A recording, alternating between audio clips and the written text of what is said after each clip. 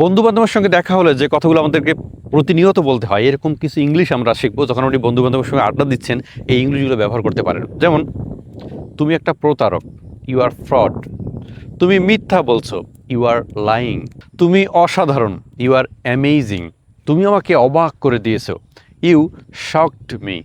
এটা বিশ্বাস করা কঠিন, ইটস হার্ড টু বিলিভ।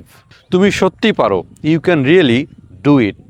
তুমি আমাকে ধোঁকা দিয়েছো, ইউ চিটেড মি। তুমি একদম বদলে গেছো, ইউ হ্যাভ কমপ্লিটলি চেঞ্জড।